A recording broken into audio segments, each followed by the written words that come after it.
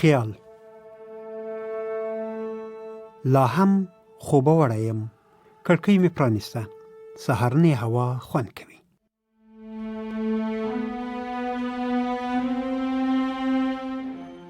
ته تود یې، شمال لوند او سوړ په مسامونو دننوځي. پاس مې تر لرې لرې تک شنه اسمان ته کتل. سترګې مې پټې کړې، سږي مې له هوا ډک کړل. سا چې مې ایسته، لاندې مې وکتل. په پاخه سړک یوازې یو موټر ولاړ و، تک سور کوچنی موټر. چلوونکی نه راښکارېده. د سپرلۍ په څوکۍ نجلۍ ناسته وه. سر یې ورو ورو ښورېده، لکه موسیقي چې اوري یا لکه د چا خبره چې تاییدوي. خو که یې تاییدوله، ولې یې هغه ته نه کتل چې خبرې یې کولې؟ دې یو خوا بل خوا سترګې غړولې، لکه ایثار مرغه چې ډار شوی وي. ګرده یې مخ یې بو، تک سپین، ټکه یې وینه پکې نه ښکارېده. شاید ډاره شوې وه.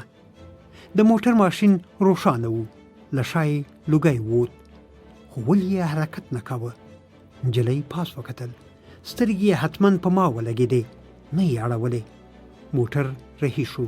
ورو ورو تګ نه و، وار له واره لکه د ځغاستې موټر شغ شو. ښي لاس ته واوښت، بیا کیڼ لاس ته، بیا مې له سترګو پناه شو. نجلۍ ولې راته کتل؟ مرسته به یې غوښته.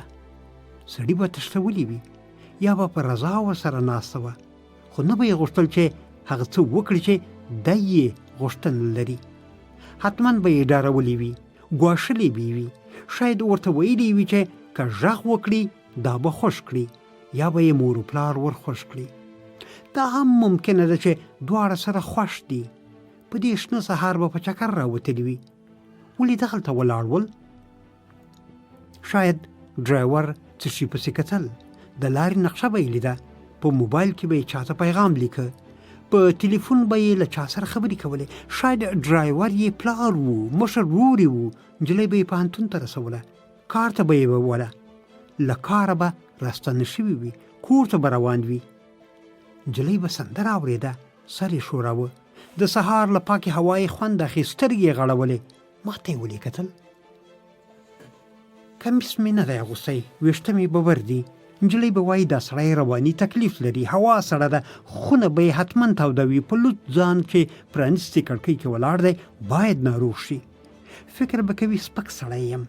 له لرې مې هم په یوې نجلۍ کې سترګې شخې کړي دي.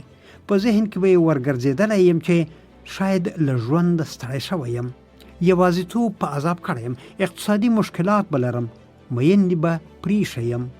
د مشکلاتو د حل پر ځای به له کړکۍ ځان راغورځوم.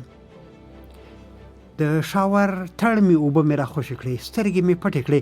اوبه لکه شړقنده باران راباندې وورېدې، په زړه کې راوګرځېدل. موږ په یوه تصویر کې څومره کیسې اټکلوو، څومره به رښتیا وي، څومره به هسې تخیل وي. ځان مې وچ کړ، کافي مې جوړه کړه، خوبوړی نه وم. کار ته د تګ وخت و. زړه راته ویل تلویزیون روښانه کړه، پښه په پښه واړوه، ګوره که په خبرونو کې لا څه و. که هغه سره موټر ټکر کړی وي، ته وا دومره ژر به خبریالان پرې خبر شوي وي. که هغه موټر چا تښتولی وي، ته وا پولیس به ورپسې وي. د کور ور مې کلپ کړ، ژوند ته ستون شوم.